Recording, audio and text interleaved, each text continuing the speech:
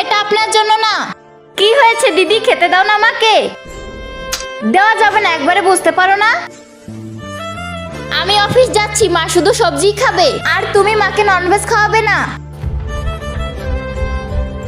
ও চলে গেছে মা, তুমি খাও। মা বোন চলে গেছে, এখন তুমি মন খুলে খাও আমার আদরের বাচ্চা।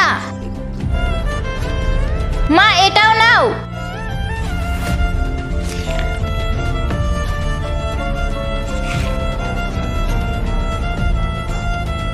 মা তুমি ঠিক আছো তো?